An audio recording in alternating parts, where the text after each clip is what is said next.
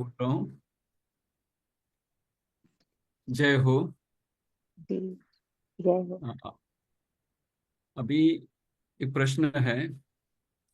निगोद से साधारण वनस्पति, साधारण वनस्पति से प्रत्यक्ष वनस्पति, फिर दो इंद्रिय, तीन इंद्रिय, चार इंद्रिय, पंच इंद्रिय, पंच इंद्रियों में भी मानव भव, देवलोक और तीर्थंकर की तक और सिद्ध की यात्रा, ये सब में कितने जन्म मरण या कितने साल लगते हैं, इसका कोई गणित हो या इसका कोई समझ आए, ऐसा कुछ है तो बताइए। हम्म। जीवन अक्रम है। जो आपने क्रम बताया, निश्चित ही आपने किताबों में पढ़ा है ये सारी बातें कि जीव कभी निगोद में होता है, अव्यवहार राशि से व्यवहार राशि में आता है, फिर वो साधारण वनस्पति, प्रत्येक वनस्पति, फिर एक इंद्रिय बेंद्रिय से होते हैं पंचेंद्रिय और मुक्त होता है। तो आप पूछ रहे हो कि क्या ये सब कुछ में कोई समय लगता है, कुछ फिक्स है कि इतना समय, इतना जन्म मरण, इतने साल? बिल्कुल भी नहीं है। जीवन का कोई गणित ही नहीं है। बिल्कुल नहीं, भी फिर भी गणित नहीं मेरे है। तो कैसे हो लेकिन सकता है ये?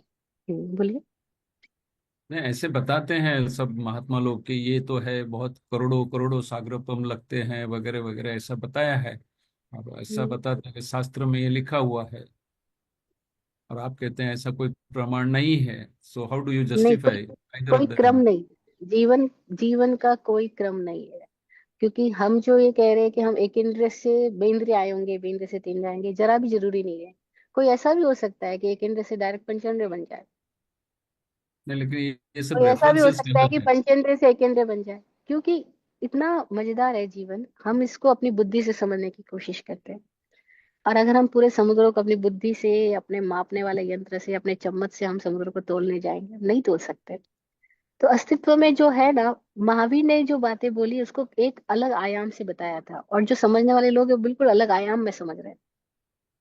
दिक्कत क्या हो गई कि एक, मैं कई बार एग्जांपल देती हूँ कि पीएचडी किया हुआ कोई डॉक्टरेट अपना लेक्चर दे रहा हो, और मैं एक नर्सरी क्लास का या फर्स्ट क्लास का स्टूडेंट जाके बैठ जाऊं, तो वर्ड्स तो आएंगे मेरे को, लेकिन कोई कोरिलेशन नहीं बैठेगा, कोई समझ ही नहीं आएगा वो क्या कहना क्या चाह रहा है।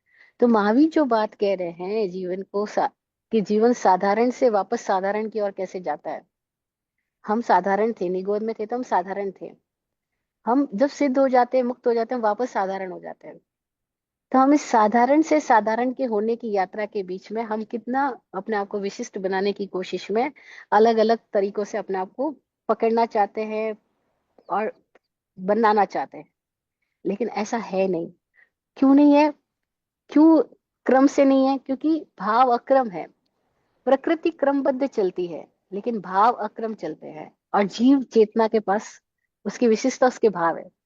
तो हमारे भावों का कोई क्रम नहीं है। अब इसको दूसरे एग्जाम्पल से समझते हैं हम। एक राजा है, और किसी दिन उसने महावीर की वाणी सुनी और राजपाट छोड़ करके सन्यासी हो गया है। अब वो सन्यासी हो गया है, तपस्या कर रहा है, अपने ध्यान की कायोत्सर्ग की साधना कर रहा है, वो साधना में लीन है। और उसका एक मित्र राजा, वो महावीर के पास उनका सत्संग करने के लिए पहुंच रहा है। तो रास्ते में खड़े अपने पुराने राजा परिचित को देख के पहचान जाता है कि अरे, ये तो सन्यासी बना यहाँ खड़ा है।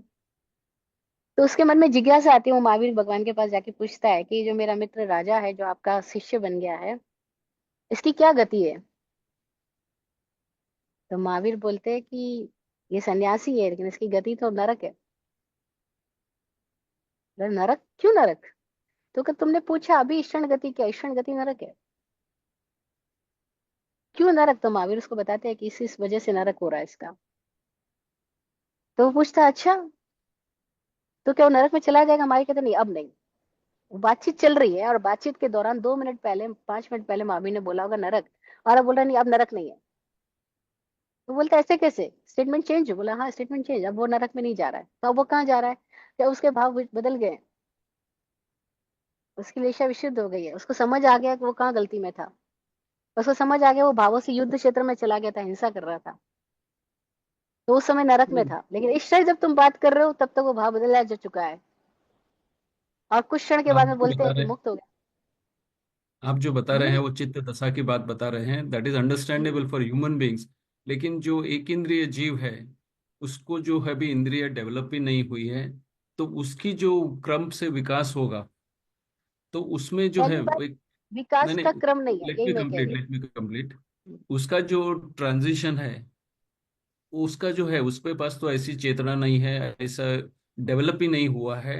तो उसको जब भी ट्रांसेंट होना है फ्रॉम वन टू अनदर, जैसे निगोद से प्रत्यक्ष वनस्पति में आना, सॉरी, साधारण साधारण से प्रत्यक्ष में आना है, और फिर दो इंद्रिय वगैरह, जो उनकी जो डेवलपमेंट का जो साइकिल है, उसका हम्म। जो मैथ्स है वो, या कुछ ऐसा है, लॉजिक है, that's what I wanted to know. Human beings, yes I can नहीं, अंडरस्टैंड, उनके पास मन है, बुद्धि है, लॉजिक है, सब है, ट्रांसेंड हो सकते हैं in spurt of a second, I can understand. लेकिन दूसरे जो है जिनमें ये नहीं है, उनका क्या है? उनके पास भी भाव है।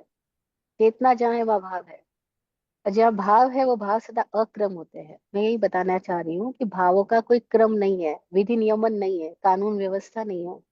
भावों का क्रम न होने की वजह से उनके जन्म मरण की श्रृंखला का कुछ निश्चित क्रम न हो सकता है। वो किसी भी क्षण कोई भी जीव इतनी उत्कृष्ट स्थिति वाला भी हो सकता है कि वो एक इंद्रिय से बेइंद्रिय तेंद्रिय को क्रॉस किए बिना डायरेक्ट चौरेंद्र में भी आ सकता है, कोई डायरेक्ट पंचेंद्र में भी आ सकता है। और कब कहाँ कैसे आएगा उसका फिक्स नहीं है, कोई भी जीव का, कोई भी जीव का फिक्स नहीं है। क्यों फिक्स नहीं है? क्योंकि भाव सदा अक्रम होते हैं। लेकिन अगर उन्होंने भाव कर लिया है, निर्धारित कर लिया है अपने आप में, भीतर कोई निदान पैदा कर लिया है, वो मनुष्य ही कर सकता है निदान। वो वही कर सकता है जो पंचेंद्र हुआ है, वही कर सकता है। पंचेंद्र यानी तिर्यंज भी हो सकता है, मनुष्य भी हो सकता है। तो वो निदान करके वो अपने लिए कोई स्थिति निर्मित कर सकता है। अदरवाइज यहाँ स्थितियां निर्मित, पहले से ही सब कुछ निर्धारित हो जाए, ऐसा नहीं है। इसीलिए हर जीव के साथ में स्वतंत्रता है कि वो, हाँ, स्वतंत्रता के साथ सीमाएं भी है। सीमाएं हैं कि एक इंद्रिय अगर छलांग लगाएगा तो कितनी लगा सकता है, बेंद्रिय छलांग लगाएगा तो कितनी लगा सकता है, सीमाएं हैं। लेकिन उस सीमाओं में भी स्वतंत्रता है कि वो कितनी लगाया कितनी नहीं लगाएगा, ऐसे। इसीलिए इसको ऐसे समझो कि पूरी प्रकृति अचेतन रूप से गति कर रही है, पहली बात तो। इस अचेतन गति में भी उनके पास कोई गणित काम नहीं करेगा। और मनुष्य चेतन गति कर रहा है तो उसके पास भी कोई गणित काम नहीं करेगा। इसीलिए हम चूंकि हमारे पास गणित की भाषा और लॉजिक भाषा और बुद्धि से सोचने को हमको ट्रेंड किया गया है, हम उसके पार नहीं देख पाते हैं। इसीलिए हम अपने लिमिटेड गणित में चीजों को समझने की कोशिश करते हैं। तो मैं ये कह रही हूँ, कुछ चीजें हैं जो लिमिटेड गणित में कभी भी नहीं आ सकती है। तो उसमें जीवों का जन्म मरण कभी नहीं आ सकता लिमिटेड गणित में। जन्म मरण की संख्या नहीं आ सकती। क्यों नहीं आ सकती? क्योंकि अचेतन स्थिति में तो कितने भी जन्म मरण हो जाए उसकी संख्या का कोई मतलब ही नहीं है। किताबें लिखती है, पन्नावड़ा सूत्र के तो अंदर फिर ये जो वर्णन आता है। सागरोपम के जीवन मरण की बात होती है, कि इतने सागरोपम लगते हैं तब जाके ये डेवलप होता है, ये डेवलप होता है, वो भी शास्त्र की दुहाई देते हैं, तो देयर शुड बी सम बिल्कुल। Guidelines somewhere. यस। बिकॉज वो जो बोल रहे हैं निगोद से लेके पंच इंद्रिय, और उसमें मानव भाव मिला है, उसमें करोड़ों करोड़ों साल और करोड़ों करोड़ों जन्म मरण के साइकिल्स हो गए हैं, that's what they are saying. अगर वो बोल रहे हैं तो वो भी कोई रेफरेंस ले रहे हैं, आप भी कोई रेफरेंस ले रहे हो, so ultimately, what is that reference you are taking? अगर हम Is it our सागरोपम और logical पल्योपम को, understanding, or we are referring to some sutras, or what exactly it is? I am referring with sutras, or they are also referring with sutras, but the interpretation of the sutras are different, and the understanding about sutras are different. और वो मैं इसलिए बताना चाह रही हूँ बार बार कि ये बहुत मटिया मिट क्यों हो गया सारा इस जैन समाज का, जैन किताबों का। क्योंकि सूत्रों का सही इंटरप्रिटेशन नहीं हो रहा है। ये पीड़ा मेरे को बहुत सालों से, जब से मुझे विराट गुरु जी ने गाइडेंस दी तब से, कि ये इतना रॉन्ग इंटरप्रिटेशन की वजह से पूरा ही समाज दिशाहीन, मार्गहीन और भ्रांत हो रहा है। तो अभी जो सागरोपम पल्योपम की बात आपने करी, पहले तो बात मैं इसलिए कष्ट पाती हूँ कि हम बीच बीच में से चीजें उठा लेते हैं और मूल बात पे कभी पहुंचते ही नहीं है, फिर पूरी जिंदगी पत्तियों में उलझे रह जाते हैं। तो क्योंकि आपने बात करी तो मैं बात करूंगी, लेकिन मैं फिर बार बार सब पूरे जैन समाज के लिए कहना चाहती हूँ कि पत्तियों में ना उलझे। इतनी पत्तियों में उलझा दिया गया, आलू प्याज में उलझा देंगे, किसी कोई एक पर्टिकुलर कोई कोई छोटी छोटी बातों में, इतने सारे नियमों में। अब ये पल्लियोपम सागरोपम, ये पल्लियोपम सागरोपम इट सेल्फ शोज कि they are beyond our calculative mind. The words are self introductory. क्या आप सागर की बूंदों को अपनी बुद्धि के गणित से, किसी भी गणित से, आदमी के अब तक के डेवलप गणित से, क्या सागर की बूंदों को कैलकुलेट कर सकता है क्या? जब नहीं कर सकता है तो दे आर सागरोपम, सागर की उपमा वाला। सागरोपम word itself self introductory, वो कह रहा है कि सागर की उपमा वाला। तो जब सागर की उपमा दे दी है, उपमा मतलब जस्ट लाइक सी, तो जस्ट जब कह रहे जस्ट लाइक सी, तो आप उसको कैसे मैथमेटिकली प्रूव कर सकते हो कि ये एक दो तीन संख्या में आएगा? हमारी किसी भी संख्या में नहीं आएगा। वो इट्स संख्या लाइक से पार इनफाइनाइट, की बात है। Tending to infinite. No tending to, this असंख्या असंख्यात। इनफाइनाइट को उन्होंने अलग बताया, यही तो जैन दर्शन की गजब की विशेषता है। उन्होंने संख्यात को संख्यात बोला, फिर असंख्यात बोला, फिर अनंत बोला। बोला यहाँ there is something which is असंख्यात, संख्या नहीं की जा सकती, लेकिन फिर भी वो अनंत नहीं है। But there is infinite, infinity also. इसलिए कह रही हूँ, दैट्स व्हाई आई महावीर के सेड गणित को समझने के लिए आपको पहले, हम बहुत बच्चे हैं महावीर के गणित को समझने के लिए, फिर भी कोई दिक्कत नहीं है, हम बच्चे ही तो बड़े होंगे। तो हम बड़े होने के लिए तैयार हो जाएं, लेकिन जैसे ही हम किसी चीज को मानने और उसको अपनी ही सीमाओं में बंद होकर मानने की कोशिश करेंगे, कि मैं इस कमरे में रहूं और मुझे बता दो कि खुला आकाश क्या होता है, तो वही बड़ा गड़बड़ है। तो कमरे से तो बाहर आना पड़ेगा खुला आकाश जानना है तो। ये जो contract somewhere it is being showed कि भाई निगोद से लेके इतने साल के बाद आपको मानव हो मिला है, means you something very unique, agreed, it is unique, but hmm. Then if you say this कि अभी जैसे निगोद की में से तुम एक साधारण वनस्पति भी कैसे बने, उसका क्या है, व्हाट इज दैट निगोद वाले जीव ने किया कि वो साधारण में आया, साधारण वाले जीव ने क्या किया कि प्रत्यक्ष में आया, उसने क्या किया कि दो इंद्रियों में आया, उसकी बात करते तो दे आर टोटली ब्लैंक। बोलते हैं नहीं नहीं, वो आप हम्म। वो बाद में बात करेंगे, that's how they avoid. Because ultimately से जो भी बोलते हो तो उसके पीछे कुछ तो कॉमन सेंस तो दिखनी चाहिए, वो नहीं दिख रही है। उनसे बाकी सब बातें छोड़ो, उनको बोलो हम इस गर्भ में, इसी शरीर के गर्भ में जब इस शरीर को पैदा किया, तो इस गर्भ में कब आए, कैसे आए, क्या हमें इसका कॉन्शियसली अनुभव है? मैं तो जब हमें वर्तमान अपने की इस बात जन्म कर का रहा ही हूँ। नहीं पता, तो हम इतने सारे पिछले जन्मों की बातों को हम कैसे कर सकते हैं? मैं अपने वही अज्ञान को बोलता हूँ स्वीकार कि कर ले।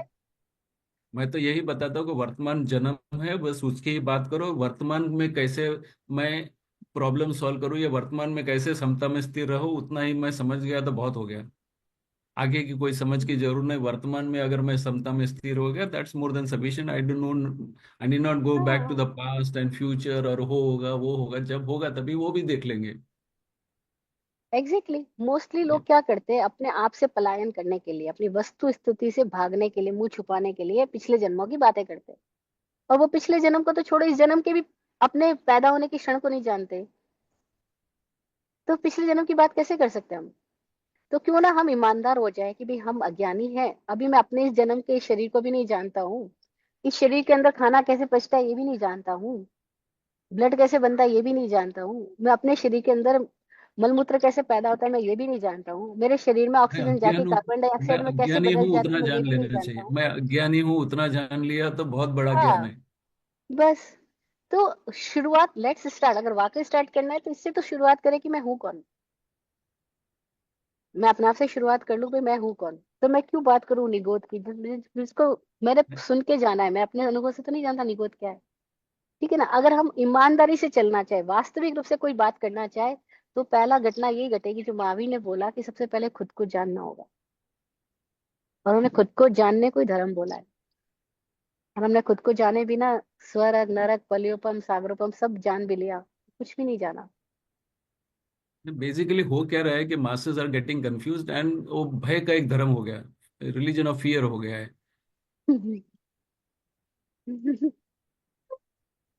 व्हाट कैन वी डू, उसका जाल है चारों ओर। महावीर का मतलब है आप वीर बनो और अपने आप पे विजय पाओ, that is what is Mahavir के जो अनुयायी भी महावीर होने चाहिए, महाकमजोर नहीं होने चाहिए। अच्छा ना, बातें करना अच्छा लगता है, डायलॉग सुनना अच्छा लगता है, तालियां भी बज जाएगी, सब कुछ हो जाएगा। लेकिन अगर हम अपनी हकीकत को देखें तो हमें पता लगेगा कि मैं अपने आप को नहीं जानता हूँ। तो क्यों ना मैं अपने आप से शुरुआत करूँ, और एक भी सूत्र लेके अप्लाई करने जाए तो जीवन मजेदार हो सकता है। और लाखों सूत्रों को पकड़ पकड़ के रटते रहे, बोलते रहे, आदेश उपदेश सब कुछ देते रहे, लेकिन अप्लीकेशन ना हो लाइफ में तो कोई मतलब नहीं है। और एप्लीकेशन के लिए एक सूत्र काफी, जो महावीर ने धर्म की परिभाषा दी कि खुद को जानना धर्म है। तो हम खुद की दिशा में कैसे आ जाए। हाँ, उस दिशा की कोई बात कर रहा है तो उसको सुनने जाना अच्छा लगेगा, बाकी की इतनी बकवासों को सुनने भी क्यों जाना।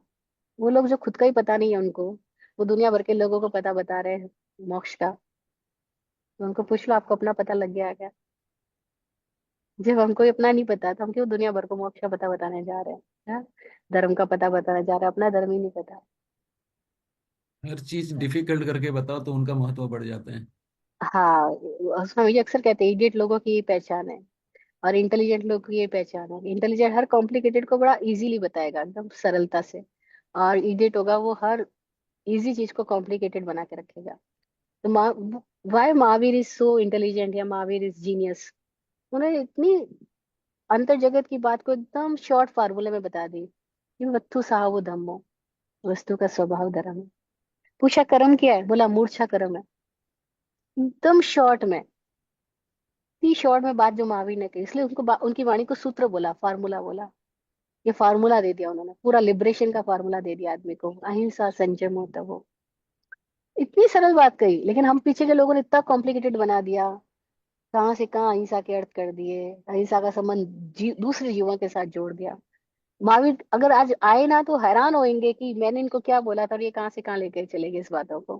उन्होंने अहिंसा का मतलब होता है आत्मिक स्थिति, खुद के होने में होना, मैं मेरे में हूँ, उसको अहिंसा बोला। और हमने अहिंसा का संबंध पूरी दुनिया भर के लोगों के साथ जोड़ दिया, उसकी हिंसा नहीं करना, उसकी हिंसा नहीं। अरे तुम अपने में हो ही नहीं तो हिंसक ही हो, और तुम अपने में हो तो हिंसा पॉसिबल ही नहीं है। इतनी स्पष्ट और सरल सी बात महावीर ने कही। तो आप क्या कर सकते हैं? किसी एक सूत्र के भी अप्लाई कर ले तो जीवन मजेदार हो सकता है। अदरवाइज फिर मैं एक लाइन में फिर से आपके क्वेश्चन को खत्म करना चाहूंगी कि जीवन अक्रम है, भाव अक्रम है, और अक्रम का मतलब है कि वो गणित में नहीं आ सकता है।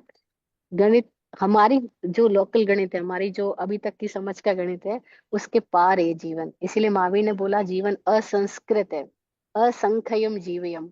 जीवन असंख्या, संख्या संख्या हमारी संख्या में नहीं आएगा, हमारी बुद्धि में नहीं आएगा, ये असंस्कृत है। इसलिए इसको संस्कृति में मत बांधो, इसकी असंस्कृति को असंस्कृति में देखना सीख जाओ, इसको इसके तथ्य में देखना सीख जाओ।